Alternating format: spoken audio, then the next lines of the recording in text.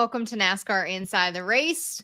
Another Sunday spent watching some of the greatest racing on earth. New Hampshire put on quite a show, such a sporty race.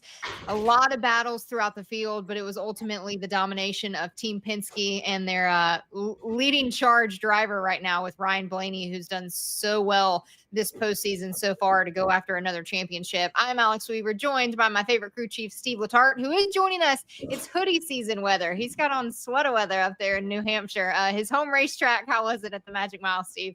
It was outstanding, but it was cold. I won't lie. I walked for coffee yesterday morning. The hoodie wasn't enough. A low 40s here in New England.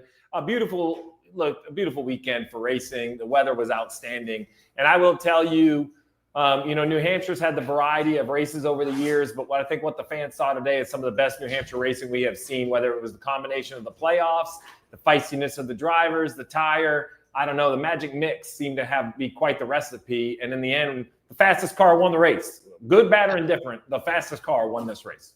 Yeah, we're going to break everything down. We're also going to have our friend Adam Alexander joining us here on the show to talk some hot topics from this Sunday's race. But Ryan Blaney gets it done. He punches his ticket into the round of 8. The first driver, obviously, it's the first race of this round. So he's the first driver that we know has locked up a spot in that round of 8. It's his 4th season with 3 wins, his first win at New Hampshire, but more importantly, his 3rd win this season.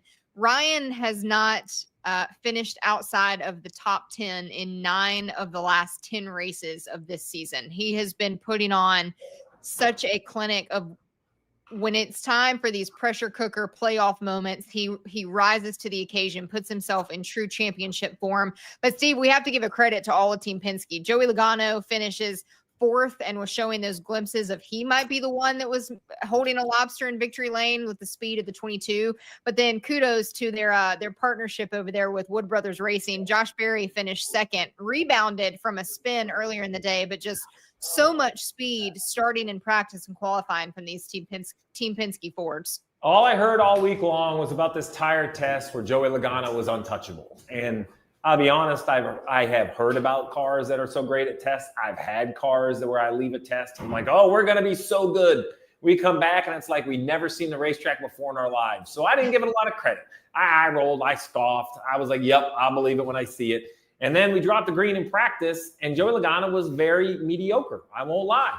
But Ryan Blaney, on the other hand, was a standout by a mile. 10th and a half, 2/10 a lap in practice. It was quite impressive. And Logano sits on the pole. So whatever Team Penske figured out for this track and this tire combination, it obviously works across the different driving styles because Josh Berry was outstanding. Logano was pretty dang good in the race. Austin Cindric was a little hit or miss. I think it was a little bit of an execution and a restart thing and all of that. And I know this sounds crazy, Alex, but sometimes the most nerve-wracking races are the ones you have the best car. Because normally the best car doesn't win the race, and you have to ask yourself, how in the heck did we lose this race? And there were moments for Ryan Blaney that were the same way. He got cycled back in stage 2, back there like 6th and 8th, and he was beating and banging, and then they dropped the green on the final stage, and he just drove to the front. Jonathan Hassler wouldn't allow anyone to beat him to pit road. He was the first car to pit under green. I liked it. It's like he called the race. I'm guilty of this. Sometimes you call a race afraid to lose it. Jonathan Hassler kind of called the race, and he was like, nope, I'm drawing the line in the sand. Today's the day. We're going to win here at New Hampshire, and I'm going to enjoy some barbecue next week and then some home cooking in Charlotte. And I'm not going to worry about the rest of round 12. Yeah. I know you guys were talking pretty heavily on the broadcast about how you don't want to go into the Roval in a points deficit or close in points because the Roval is just absolute chaos. Well, let me tell you, the best spot to be in is you don't even have to worry about the next 2 weeks. And for some reason, Team Penske has been able to advance their way and be the first one locked into the next round. I do want to play the sound from Ryan Blaney because Steve mentioned that it wasn't easy and it was some of the hardest driving that he's seen the 12 do. But Ryan Blaney mentioned that with his battle of Josh Berry. So, D'Lo, can we run that sound if we have it? Probably the hardest 20 laps that I drove. I was trying to kind of bide my stuff and kind of pull Josh a little bit, and then he really started coming. I started to get super free, and it was all I could do to hold him off and trying new lanes, and that was good racing and clean racing. I appreciate Josh for not throwing me the bumper when he could have, but what a cool day, what a cool weekend, super fast car. All weekend. So can't believe the 12 boys. They're unbelievable. really have been strong through the playoffs, and it's great to get a win.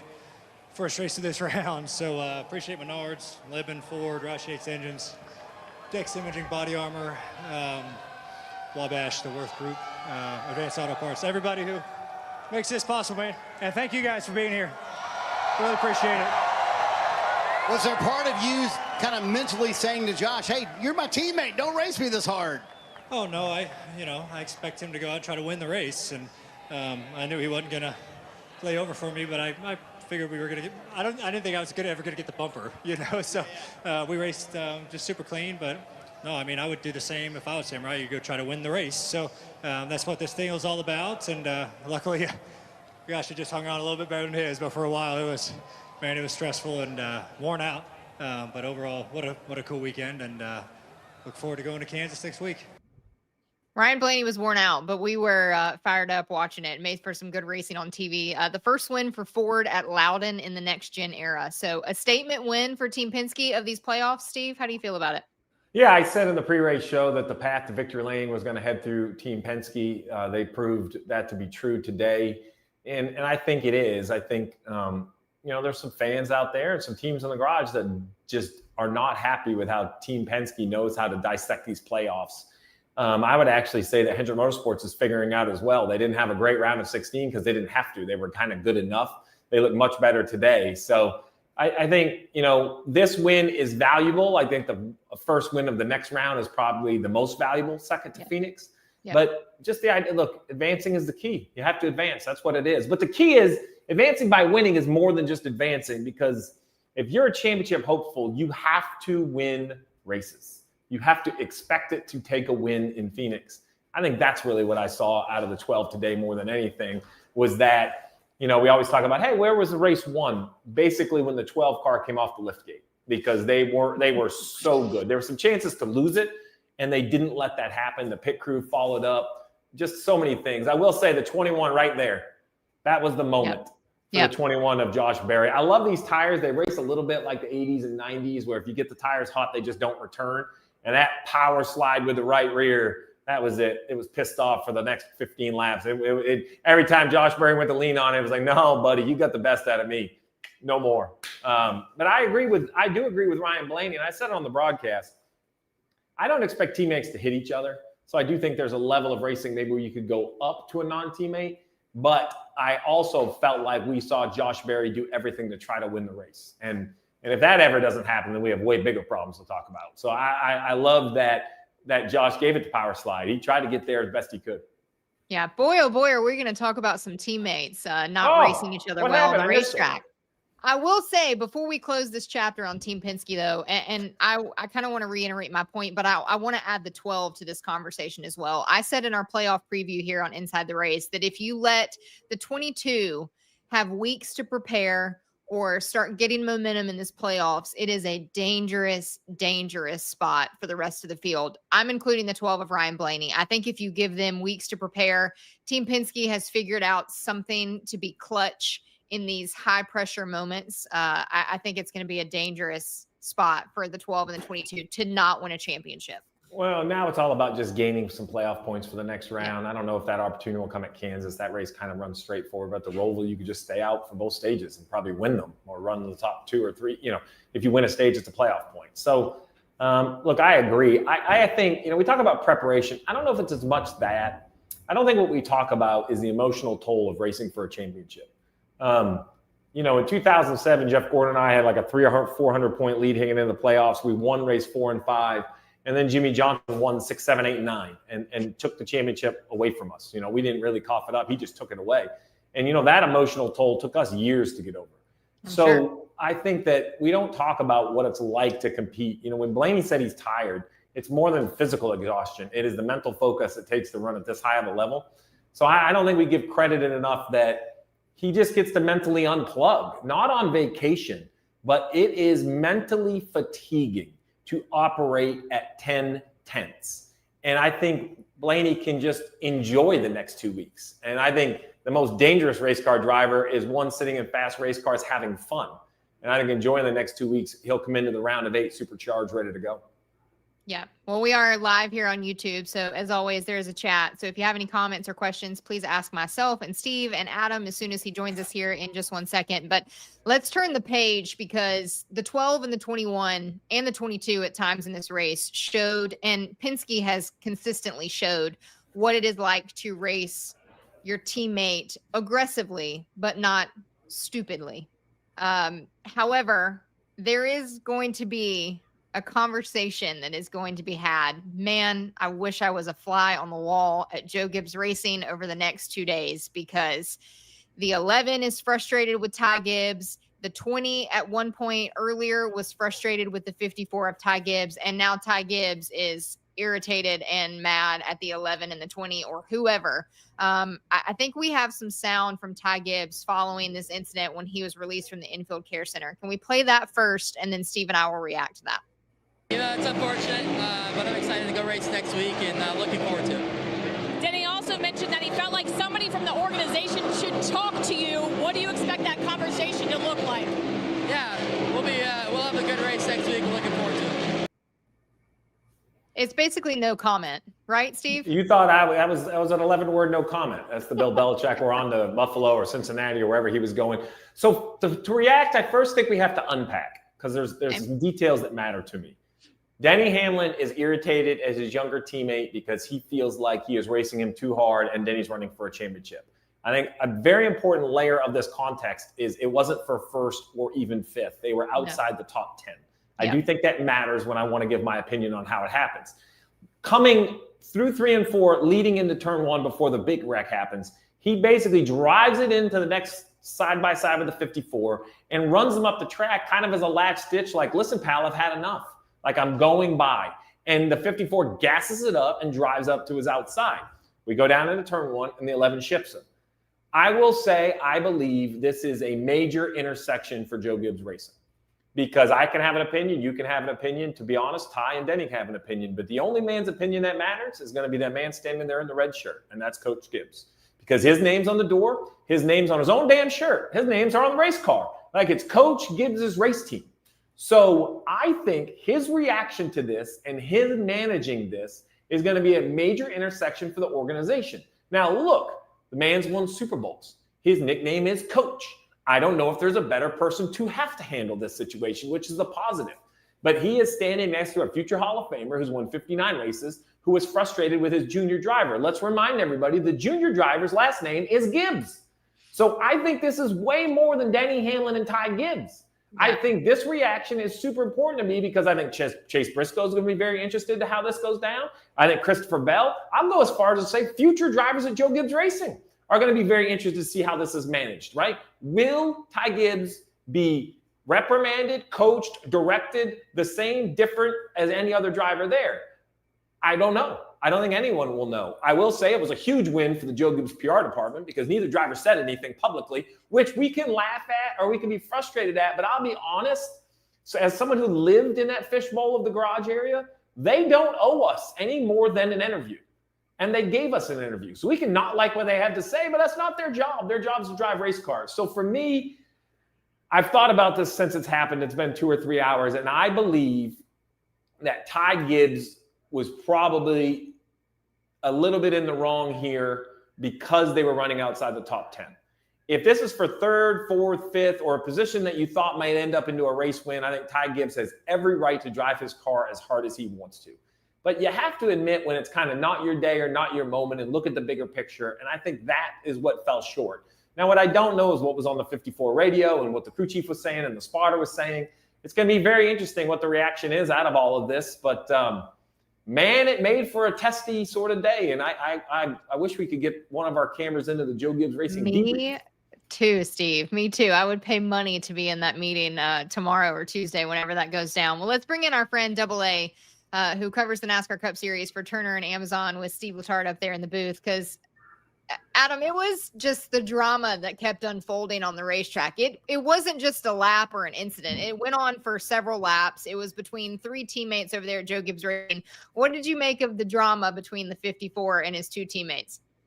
Well, you know, what's interesting about this to me is the fact that we're less than 2 months removed from Denny signing this contract extension, which is going to keep him at Joe Gibbs Racing for the entirety of his career. And, I would say that in addition to some of the things that Steve said, this conversation goes a long way because of who's involved, and not just Ty Gibbs, the grandson, but Denny Hamlin, the driver, that has meant so much to the history of Joe Gibbs Racing. And Denny's not the kind of guy to bark all the time and say, give me this or give me that, or I'm entitled to this because I've won this many races or I've been to this many championship fours. And so I think when the frustration does boil over for a guy like Denny, you're intently listening, not only because of what he's contributed to the organization, but because of the professional way he always goes about his business. And so, we'll find out what's next. And I have great confidence in Joe Gibbs because of everything that Steve said, and is a leader for him to handle it. I will say, though, and we know this, and maybe, Steve and I know it even more so than you, Alex, because you don't have children. But when you have kids and someday maybe grandkids for Steve and I, boy, it's hard to judge those situations. And so I don't admire the situation, the place that Coach Gibbs is in here. This will be a tough one, I'm sure, but he's had a lot of tough conversations as it results or relates to his teams and competition, and I'm sure he'll take care of business. The one thing I'll add, Adam, is I'm very interested to know, and I plan on trying to have these conversations this week. Now, whether they'll happen, I don't know. But what was said before we got to New Hampshire? What was said before we got the green flag 3 races ago? I was at Hendrick Motorsports for 20 years, and I will tell you there were never team orders. Rick Hendrick orders were very, very simple. And it was, you can't wreck a team car, right? If you cost us a win because you wreck each other, we're going to have a conversation. Other than that, we're expecting some hard racing. But there was always this internal agreement between crew chiefs and drivers that as much as I wanted to beat my teammate, there was no one I would rather beat than Jimmy Johnson and Chad Knaus because they had the same equipment. When I know I can't win, there was nobody I would rather see win than them. And I think that's the problem I have. We're racing for 10th, 11th, 12th. What are we fighting over? I think that's the problem. It's like teammates fighting in practice, So I think I know how I'd handle it. Adam, you watch a ton of other sports, so I put it back on you. I'm not asking you to place blame, but you cover racing. What do you think is the appropriate thing, regardless of it being Gibbs or Hendrick or anyone? Where does the teammate line, where should it blur or where should it be defined?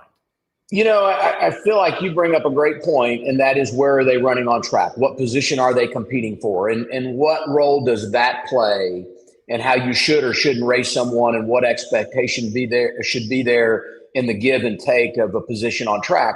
The other thought I have here is the role of a driver within an organization that is no longer competing for a championship.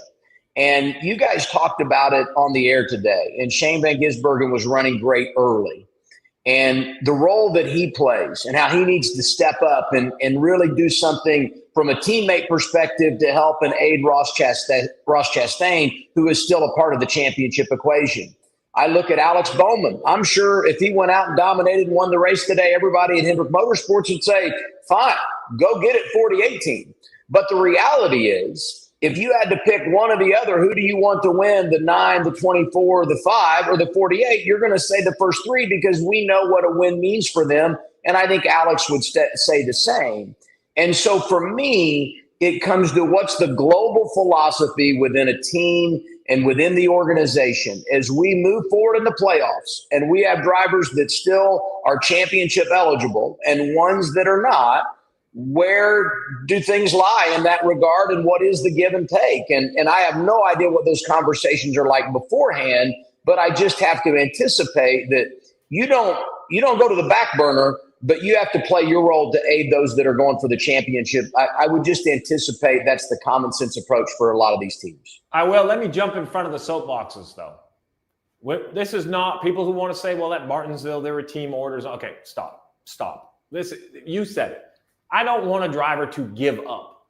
But when a teammate runs you down and, tries to pass you for multiple laps, every single corner of every race, these drivers decide and they race each other differently because of their relationships, right? That's that's human nature, right? I mean, it's no different than if you play pickup basketball, right?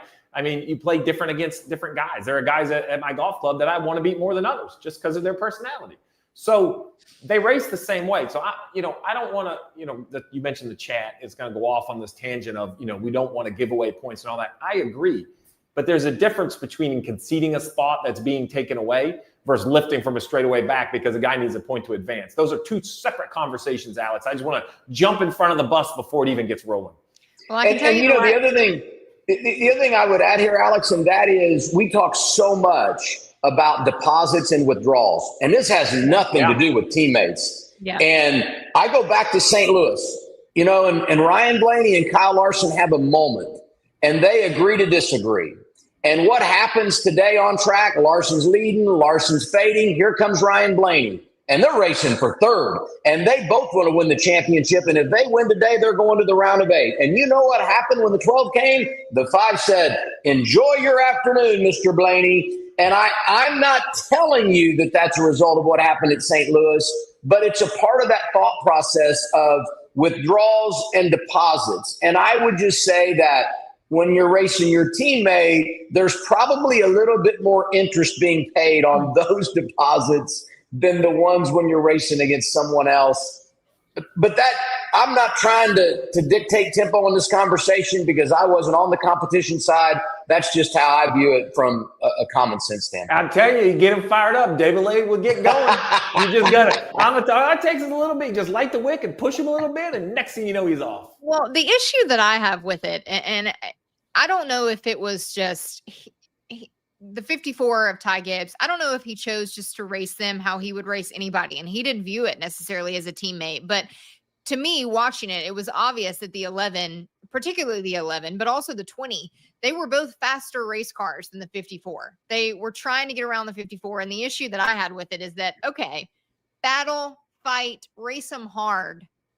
Don't race them to where they can't pass you when we're going for 10th, 11th, whatever we were chasing at that point. At some point, there is a bigger conversation in my mind to be had of there is a bigger picture on the line for those two drivers. And yes, race them aggressively and don't give them an inch if you don't want to. But at a certain point, they're faster than you. Let them go around. Well, and Ty's not alone. Listen, I've never ran a lap in a race car my whole life, but I feel like it had a lot to do with the results. And what I mean by that, he's kind of like a caddy on the golf course.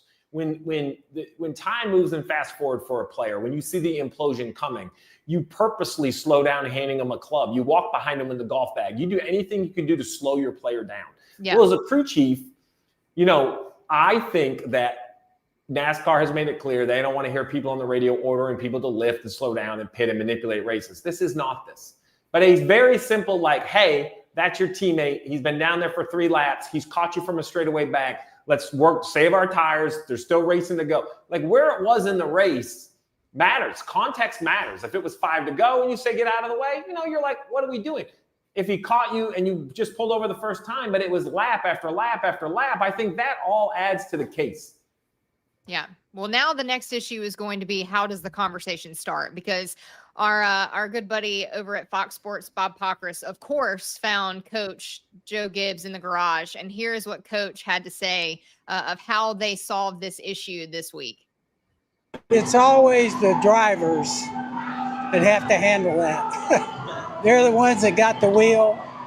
And so I think that's always the case. So that's what we'll do. Do you have to step in at all?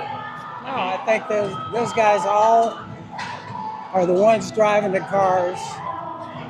And so we'll kind of those guys will get together on their own and figure it out. Were you upset over the incident itself, or did you view it as just one of the racing thing? I think it's hard for me. Okay. It's not me, it's the drivers. So that's the way I've always looked at this. So. All right, I'm gonna give him half right's not the right word. I see his perspective. Partial credit. Well, so I okay, what did he say that was right? It's between the drivers, absolutely. Why I said he's not alone out there, people are gonna be on the radio. You can't slow him down, speed him up, turn right, turn left. There's one guy riding in the car, and that's a superstar. right? Everybody else supports the star. The driver's the star. And I do believe it's between the drivers. And I loved everything he said except for they're going to get together on the road. I don't love that. Me either. And I feel like he shouldn't let it possibly go forward without a discussion. Correct. And I do believe that because of the situation, a little guidance would be good. And so let me be clear with this. I think it's coach's team, and he should tell them what he expects. And then the drivers should figure out how they execute that together. Does that make? I think that's what I'm missing is the game plan, the offensive game plan, the attacking game plan for Joe Gibbs Racing. Right at like the game plan needs to be set by the owner, or for me, that's what I would like to see. Now I agree that he doesn't execute it. If he has to be on the radio, then he has to talk to the drivers. The drivers should be able to do it. They're professional athletes. So I love what he was leaning towards. But I don't think it's they'll get together on their own type of conversation. Adam, before I get your take on this too, of how this should be handled and what you would do in this situation, I just kind of want to reiterate what Denny Hamlin said on the radio to his crew chief, which they did calm him down. But he asked, are they afraid to talk to him? Like, are they just not going to talk to Ty Gibbs and let him know the situation? But then post-race, they actually caught up with Denny Hamlin, the media, some members of the media did. And he said that he was going to leave it up to leadership to start this conversation and to handle this. So but leadership just said they were going to have the conversation on their own. So leadership is now saying that it's the driver's responsibility to handle it, but the driver is telling you that he wants leadership to step in. So Double A, who handles this situation? What would you like to see from Joe Gibbs Racing? Well, there's one or two names that have not been dropped in this conversation yet that I think we need to introduce. And I'm not suggesting these people need to get involved or are going to be the ones that solve the problem here. But Chris Gabehart was very present when Denny Hamlin was talking post-race on pit road, and we saw Coach Gibbs. We just saw that video clip. And I'm a huge Chris Gabehart fan. And obviously he's, led Denny to great success and is in a more senior role now than when he was a crew chief. And I feel like Chris is a relationship guy. He's a visionary. He understands competition. And look at his body language in the video you're watching right now. I mean, that just screams – we're going to be able to get through this. And he probably right now is orchestrating a plan in his mind as they visit as a group on pit road. The other person that I think can play a huge role in making sure all this gets where it needs to go is Chris Gale, Denny Hamlin's crew chief now. And that's because Chris enjoyed a lot of success with Ty Gibbs and he knows him well. And so when you think about all of those folks, and I would say Denny Hamlin too, and I feel like we have seen Denny Hamlin wears so many hats. He's an owner. He's a driver. He's a tremendous leader for the garage. I mean, Steve and I have been a part of meetings when it's just the conversations about competition. And every time I leave very impressed with the way Denny goes about his business. And I feel like even though he's in the middle of this situation, he's someone that can articulate a plan going forward that helps them get through it. So I have great confidence from Coach Gibbs all the way down that they're going to have the right people in place to get this figured out. Challenging time, no doubt, but I just feel like Coach Gibbs has done such a good job of surrounding himself with the right people that they'll get where they need to go. Steve, what's your take on that? Who would you like to step in and handle it first? Well, so here's the thing. I think everybody that Adam just mentioned has a value. What I will say is, Ty Gibbs is just over 100 races in his career, and Tyler Allen is a very young crew chief. So I think it's unfair to expect Chris Gale and Denny Hamlin to go have a sit-down conversation with Ty Gibbs and Tyler Allen and just expect that to be like mano-a-mano, because it isn't. Because one driver's won 59 races and one has won 0 at the cup level. So it's like, Tom Brady disagreeing with a first-round draft pick who's his wide receiver. That's not an equal conversation. It's just not. We could pretend it is. I know they carry the same role, but that's just not how it works. And I do agree. I think Gabehart is the one. Look, there are so many people that make race teams go, and the driver deserves the most credit. But it's not just these major situations that we're going to talk about here. These happen all the time that we don't really get to cover, right? There are, humans are messy. Humans make bad decisions. Emotions get in the way when you compete at this level. And these conversations, Ken Howes was a mentor of mine at Hendrick Motorsports for years. And he was a little like Yoda because he wouldn't say a whole lot. And then when I was ready to have a complete disagreement with somebody and just prove just how dumb I was, he would step in and say, well, have you thought of this? And it could be 9 words, and it would change the entire complexion of the conversation. And I think that's what coach is saying, is he doesn't want the drivers to be talked at or talked to. I think what needs to happen is a conversation between drivers has to be facilitated. And that's really the thing, because it's unfair to expect Ty Gibbs and you know, at the beginning of his career, and Denny Hamlin at the later years of his career, to have the same perspective. I know they hold the same position as race car driver, but they're on a completely different arc in their universe. So that's where you got to have somebody step in. And like I said, look, this sounds crazy, but I think there's a conversation that has to happen between 2 drivers, then a follow-up between 4. I would go even far to say, then a follow-up in charge of the hundreds of people that put the cars together. Like, I would like to see, like this can be dissension among ranks, right? You can have 2 people at the coffee pot who disagree, and they're putting cars together. Like, you need to like solve it between the 2 parties, grow it into the 4 that compete on racetrack, and then have a, you know, common statement, I think, out in front of the organization. Yeah, I do think when you still have 3 cars running for a championship, the standard needs to be set and told. Well, and listen, Ty Gibbs not going anywhere. No, he's not. So Ty and I, he called me months ago to have a conversation about something that happened on there. And I encouraged him. We had a great conversation. I've always had great conversations with Ty. And I encouraged him, Adam, I know you do this all the time with drivers as well. I said, hey, we agree about the situation. I appreciate the call. But I encouraged him to make sure when he hears something I say that he disagrees, to call me. And my exact words were, I plan on being in the TV booth for a long time. I'm 46 years old. And Ty, you're going to be winning races for a long time. So it's like, this is not going away, right? Like, so that's, I think, why it's more important. Yeah, definitely agree. Not to kick a horse while it's down here, but Christopher Bell finished in the 6th position, which New Hampshire, we've been so used to Loudon being Christopher Bell's playground, and he's always found a way in all 3 of the National NASCAR Series to make it to victory lane. But this is the last time that Joe Gibbs Racing didn't have a car finish in the top 5 at New Hampshire was in September of 2014. So, well, reevaluate. Listen, when you start your round birdie, you know a double bogey's coming. Exactly. So reevaluate, go back to the drawing board, on to Kansas. I go par triple bogey, actually. Is what yeah. But let's move on to another team. And this is where I want to get in a segment that we call Pit Box. Because obviously when you have one of the best crew chiefs to ever do it in the garage, we have to get his take on the setup and how everything looked and what he saw from specific organizations. And I want to touch on Hendrick Motorsports, because a team that had a really big question mark, I know, at least from Steve and I, from this opening round of the playoffs, of like, what is going on at Hendrick and why have they not shown up as well as we expected?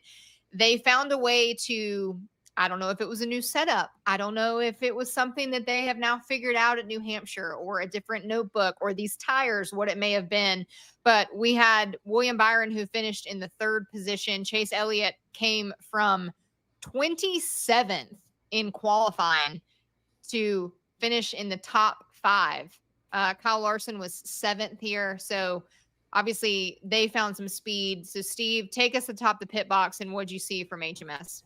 So I don't give participation ribbons, but I do grade on a curve. So I would say this is a solid B+ for Hendrick Motorsports. If you want to get an A, you have to hold a trophy. But they did everything but then hold a trophy for a track that I also had major concerns. It started in practice. They had good speed in practice. They backed it up. The black eye was probably the 9 qualifying, but they overcome it. And dare I say, there were some glimmers of Kyle Larson of old in this race, where he was kind of diamond in the corner, running a different groove. William Byron was just the little engine that could, just continuing to chug along, scoring points. So in my mind, this is going to be a race that Hendrick Motorsports is going to be thankful with how they performed. They didn't advance a car automatically, but they also didn't remove a car. Nothing they did today made the round of 12 a more uphill battle. They made it a little bit more of a consumable thing. So I was impressed with their cars. And to be quite honest, they just looked more comfortable to drive overall. I know that sounds silly. No, but, it doesn't. But it's like they look like they didn't have to run it 10 tenths. Like they could have they could have their mittens on at times and actually let the car do some of the work. I think it took the stress off the crew chiefs as well. You know, like Alan Gustafson stayed out with a 9 car at the end, not out of desperation, but out of strategic call, where other years up here, Adam, I think their speed's been so far off, they feel a little bit more like desperation calls. That wasn't desperation. That was a good calculative call to score as many points as he could. Yeah, I mean, there's no doubt that Gustafson did a great job of managing the race. And the car, because there is no magical elixir to gain track position. The car obviously was good to go, as Alex pointed out, from 27th to 5th. A couple of other things I thought about, Steve, is the moment when they pitted, and I don't have the lap number in front of me, but when they had the hiccup getting the fuel can out and it's full-on commitment, you get a penalty there. It's one thing to start 27th and have a bad pit stall. It's another thing to have a bad pit stop, get a penalty, and you're seeing it here and have to drop to the rear midway through the race. Pretty impossible to come back from that at a track like New Hampshire. So full-on commitment from the team to make sure that Chase gets the finish he deserves. All three of those cars gain on the cut line. And I felt so sorry for Chase Elliott after the race, because he's talking about how the challenges have been there each and every week, it seems like, in qualifying. And their average qualifying this year, average starting spot this year is outside the top 15. And that's one of the worst averages in his career when you look at a season. And that's just magnified by the fact you get a bad pit stall selection, which compromises your opportunity to gain ground.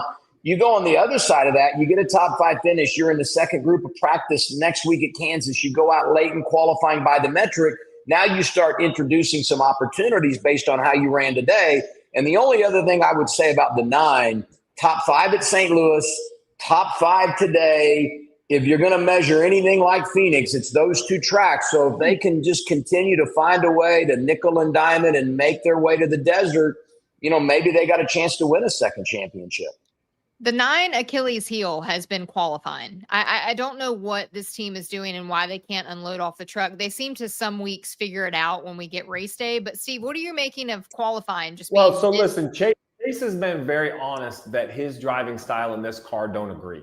And he said, so don't take this as a quote, but in the likes of, I've had to relearn or adjust what my natural thing is. And I don't know what he means, whether it's the way he uses the brake with the throttle or the combination, or just in general, right? Like, as technology changes in other sports, teams have to adjust. Well, this car has forced a certain style of driving style. I think it's very, like, you have to attack the corner. And I think Chase reminds me of like a late model kind of stock driver. He just really rolls corner speed. And I say all that because I think when race pace comes to him, he can do what he's practiced. But in qualifying, man, first of all, the margins are like this. When he qualifies 27th, he didn't qualify 27th, a second off. I mean, it's so close. So I just think that that's the last thing to unlock. I don't have an answer of why. Now, I will say this. Look, Joey Logano, after sitting on the pole, he didn't really talk about the car. You know what he said? He goes, I got the test up here.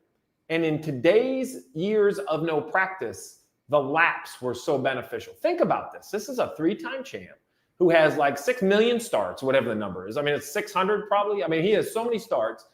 And 2 days of laps was one of the big things he gave credit for in qualifying. So what we don't talk about enough with Chase Elliott, and I might ask him this, is does he think if we had 3 hours of practice, would it help him? Is it just purely laps? Like, I know he's driven a whole lot and he's a whole lot of talented, but man, professional golfers, we go to Bethpage for the Ryder Cup on Friday. They're going to go to the range. They're going to hit balls all week. They're going to play practice rounds. Like, these are the best guys in the world. So I think it is a question, a real question we could ask Chase Elliott, that if it's just a rhythm thing, because in the race, he seems to be pretty good. Yeah. I want to give kudos to the 24 of William Byron, too. He ended a 5-race streak without a top 10 finish. So I don't know if folks have somewhat been paying attention to the last several weeks of Hendrick Motorsports, but Alex Bowman, who got knocked out of the playoffs last week, was the most consistent car at Hendrick Motorsports for the majority of the summer. So obviously a solid day for HMS to have those things turn around, have all three of their playoff drivers finish in the top 10. So a solid day for them. But now let's get on to our playoff pressure cooker. We did not do this last week because obviously it was a cutoff elimination race and everything resets. But now we have entered into officially the round of 12. So let's throw up the points of how it looks now that Ryan Blaney got the win here at New Hampshire today. And the bottom 4 is where I want to start. So obviously here's the top. Ryan Blaney locked into the round of 12, to the round of 8. William Byron sits right there up in points, plus 47, plus 41 for Kyle Larson, plus 29 for Christopher Bell. And then, as Steve always likes to say, there's a point in in the standings, in the rankings, if he starts to worry a little bit. So where's that number for you, Steve? Is it 4, 5, 6? Where are we at? So I'm going to give Joey Logano credit for what he did today. He went from -2 to +24. I think Chase Elliott has a good recovery for a good day, but the poor qualifying steals those stage points. He even said it in his interview. For me, the reset was cold water on a pretty high burning flame for Chase Briscoe and Bubba Wallace. I know they're 8th and 12th, but these are two drivers that had immaculate first rounds. I know they didn't, well, Briscoe did win. I know Bubba didn't win, but I just think that, this playoff format is such a roller coaster because while Chase carried a few playoff points in from his performance, I think that he had a rough day after a great first round and he's only 12. So I guess to answer your question, Chase and both Chases. How about Chase? Both Chases definitely have to pay attention. And for the ones below, especially 2311, they need to rekindle that Kansas magic because they are on a very, very slippery slope. Yeah, we're going to break down the 4 that sit below the cut line. Obviously, 4 drivers will be eliminated after the Charlotte Roval, which is October 5th, 2 Sundays. We have Kansas coming up this week. But AA, when you look at these standings right now, is there a guy up above the cutoff line to you that, knowing that we're going to Kansas, knowing that we're going to the Roval, that you're like, I'd be careful? Well, I do think when you just manage the points, you have to say Chase Elliott, Chase Briscoe. That's the cut point above the cut line, if you will, where you have to say there's still work to be done. I would say, though, when I look at Chase Briscoe, been this qualifying machine, goes to New Hampshire, they don't perform great today. But you know what? He gets a couple of stage points. He gains on the cut line versus losing to the cut line in the opening race in the round of 12. And they finish in the top 10. So if ever, you could take a bad day and gain some confidence, maybe the way they finish this race and the overall outcome when you look at the leaderboard is something that will help this 19 team as we go to a Kansas, more conventional racetrack where they can probably, go out and have a great day in qualifying and get themselves right back where they need to be to go out and collect some big stage points and put themselves in a much more comfortable spot as we think about the cutoff race at the Roval. And, all those guys below the cut line, I never want to say that you're in a must-win with 2 races to go, but it's going to be a strong uphill climb for the 2 guys at 23:11, and really even Austin Cindric, who missed an opportunity today. If you're going to advance, you've got a lot of work to do when you consider the people that you're trying to jump in front of you. Yeah, let's touch base a little bit more on the 2311 of it all, because Steve, where were they this weekend? Well, I have differing opinions on the 2, so I'm going to be just my crude, rude self here for the 45. There's 12 drivers in the playoffs. 1 has a 0 in the win column this year, and it's Tyler Reddick. And I think he's a winning driver. There's a winning organization. They did amazing things last year.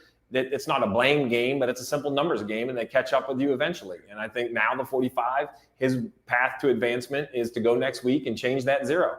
Go from a 0 to a 1. He had an okay day, did a nice job of missing this 5 right here. Well, he didn't have an okay day. He had a subpar day. It could have been worse. He missed the 5. Now, the 23 above the wall, they just missed it. They ran together. I think it was 45, 35 of Riley Herbst, 23 above the wall is basically together. So, I don't put this on the drivers. Actually, I put it on the organization. I don't believe they gave their drivers the cars to compete. That's not a shot. I gave my drivers a lot of bad cars and not as many good cars. I mean, that's just how the world works. It's a competitive sport. And the good news is they're going to Kansas. Bubba said they've lost some of the magic there, but I do think if there's ever a track where they feel like they could go and be great, it's got to be Kansas. I feel bad for Bubba just because he was so good in the first round and he was like projecting this positivity, and now, it's kind of all gone away. But hey, listen, why we love the playoffs is because the pressure's turned on, and now it's turned on. So I agree with Adam. What did you say, Adam? You hate to say it's a must win. So I'll take this. I don't think it's a must win, but it's 1 turn away from a must win. So we must win is right around the corner if they don't turn around. Now, the flip, Bubba Wallace or Tyler Reddick could go sit on the pole, win stage 1, win stage 2, and before we even have results at Kansas, be right back to the cut line. Who do we got, Alan? We got a friend? We got a big fan? Siamese Bennett. He loves a camera and attention. So, of course, he climbs up here at some point in the show. This is what happens when you work from home and do things virtually. But for 2311, Steve, you kind of said it, and I've been thinking this the whole entire time, and especially today when I saw how they were running. It's a racetrack that they are decent at with Kansas. Adam, do you circle Kansas as like, all right, this is our shot, this is the week, and this is kind of all we got, so let's throw a Hail Mary at it? Or are you just trying to have two decent, consistent, mistake-free weekends at good luck at the Roval, but at Kansas and the Roval? I wouldn't say Hail Mary, and the reason I say that they're probably in a must-win is because just you look at it statistically speaking, and it's very difficult when you're dealing with those that are in front of you at this stage of the game that you're just going to be able to outscore them in two races at that level.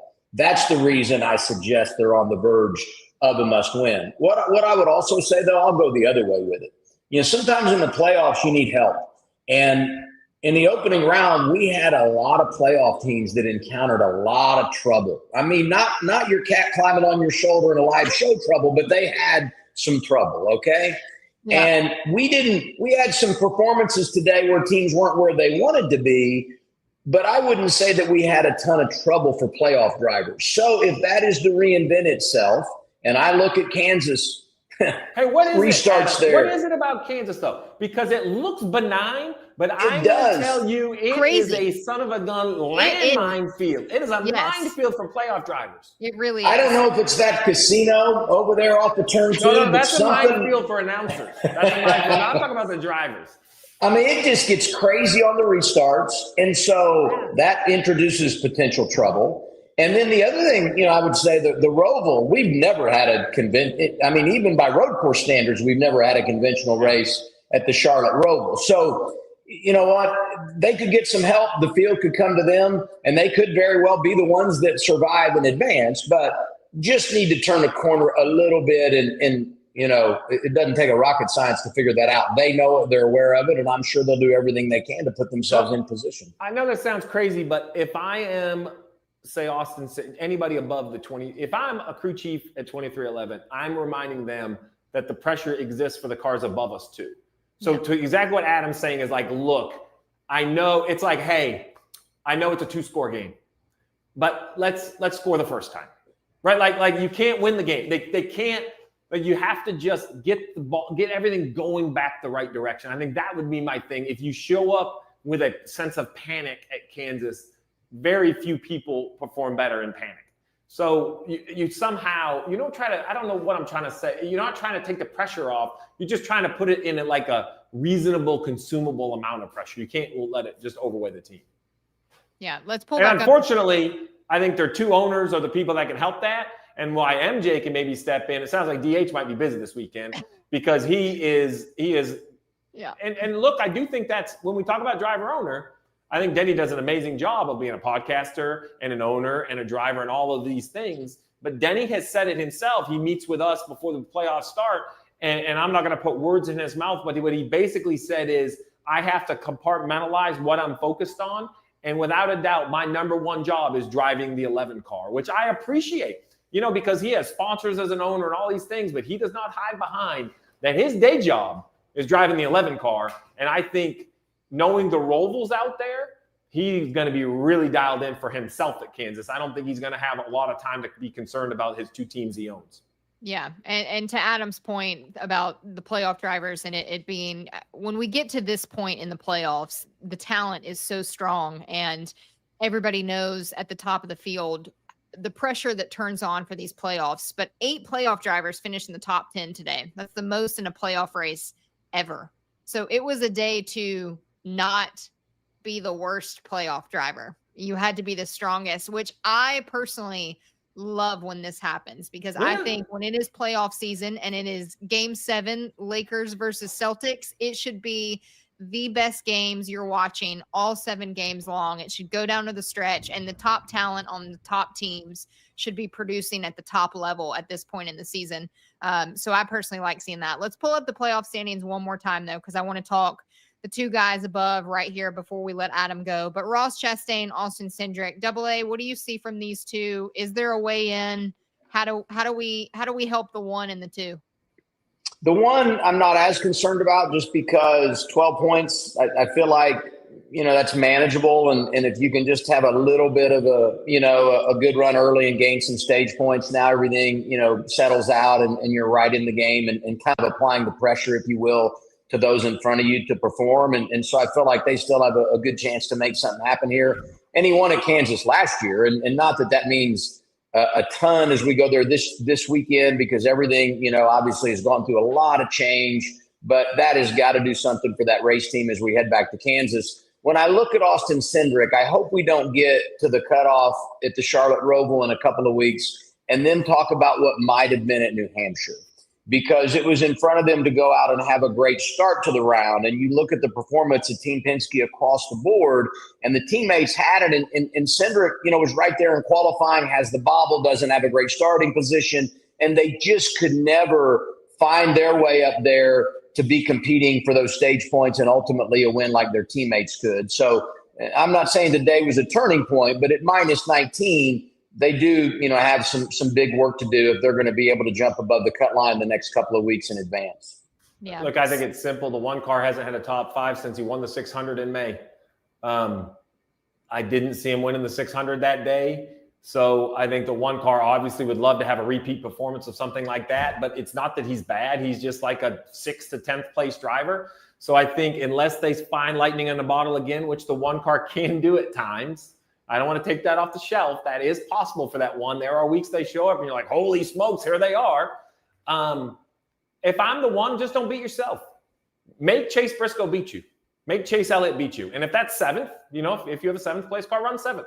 I think there's something to be said for that. For Austin Cindric, I think they are looking for a little bit more help than the 1, not just because of 7 points, just because of where I think the ceiling of the 2 car is versus ceiling of Ross Chastain. What did Austin Cindric say at Bristol? It's one of my favorite quotes. He said, take a good breath when I'm above water or something like that, and hold my breath when I'm under. I'm getting it wrong, but it was a really great quote. So stick with it. Yeah. Adam, before we let you go, are these the 4 you have eliminated after the Roval? Well, I mean, it's just easy to say yes, because numbers-wise, that's how it, looks at this point. And call me next week after Kansas, and I'll give you an update on the 4 that I think will be out. How about that? But it's true play-by-play guy. He dances to the left, he dances to the right, and he just waits for that. Hey, Adam, the thing about digital, there's no count to break, so you can keep talking. We're not going. That's right. No, go ahead, give it another try.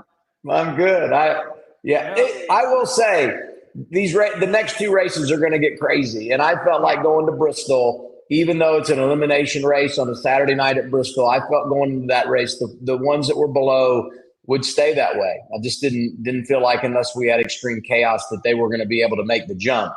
And I do think the next couple of weeks could get crazy, but it's just so hard to argue with the performance of those guys above the cut line and how consistent everybody seems to be this time of year. But I'm going to be front row seat to watch it all unfold, that's for sure. All right, Double A. Well, we appreciate you joining us here. Thanks for adding your insight. We'll see you here soon. Sounds great. Thanks. That's right. All right, Stevie. So we're going to close out the show, me and you, because we've watched you go from the bright, sunny New Hampshire day to now. I know. I keep looking over my shoulder. I think our power bill is going to run out here in a minute. Exactly. We're the last ones at the racetrack, the nightfall there up in the New England states. But let's talk on the end of the show. We always like to close it out here with Inside the Race. We have our weekend winners. So I'm going to go first, Steve, if that's okay with you, because we kind of already touched on them earlier in this show. The 9 of Chase Elliott was my number 1 weekend winner. I think just seeing the speed that they had during qualifying, which was non-existent, 27th of a qualifying effort to bounce back up and finish 5th. And then I'm also going to throw out all of Hendrick Motorsports. I think it was a spark that this team and this organization needed. I think for them, momentum is huge in this sport. We all see it. We all know it. We all feel it. So I think when you're heading into the round of 8 and these final 2 weeks of the round of 12, momentum is key. So I liked what I saw from the opening race. So I'm sick of talking about playoff drivers. I've talked about them all weekend long. I talked about them for 4 hours on the broadcast, so I'm not talking about them anymore. So my weekend winner is Josh Berry, who was a playoff driver, who, if his luck continued to be that bad, I don't even think I would stand next to him. I'm afraid lightning might catch me when it catches him as well. I thought it was going to continue. The text or the tweet from the Wood Brothers was great. This was And good. of course, there he goes. SVG gets into him, but the recovery to come all the way to second was great. The other weekend winner for me is racing in New England. So it's no surprise. Look, I'm a New England kid. I grew up 60 miles down the road in Cornish, Maine. I dreamt about a racetrack as amazing as New Hampshire going up. Nothing like this existed. I came in here in 1990 and watched Magic Shoes Mike McLaughlin win the dual 125s with the modified and the Busch North car. I walked into that garage area and my eyes glassed over. I never dreamt that a racetrack could be that great. I'm only here talking to you today because of what Bob Bear built behind me. I mean, this was the Daytona for New England racers. And deep down, I hoped it would continue. And when I walked in here today with my hoodie on and it had that chilly New England weather, this hardy fan base showed up. They cheered, they booed. They don't be, you can't tell them what they're going to see. They want to see it for themselves. So racing in New England is closing down on the Saturday night tracks, but it was as fired up and as great as I have seen it here at the Magic Mile. So a hat tip to the New England race fans who got a great race and they filled the stands to cheer it on. So I'm going to give the fan bases the winners. Love it. The grandstands looked great. I always love going up north and seeing those fans in the New England area. It's so nice to be in New Hampshire. So I'm a little jealous. I hope you had a lobster roll for me and got some good old food over there by the coast. It's the best seafood there is. But for Steve Letarte, I'm Alex Weaver. We'll see you next week after Kansas. Steve's going to break down this week. I know he has some stuff to talk about. So make sure and keep your eyes glued on all of NASCAR's content for Inside the Race. But we'll see you next week here on Inside the Race as we head to Kansas. Thanks for joining us.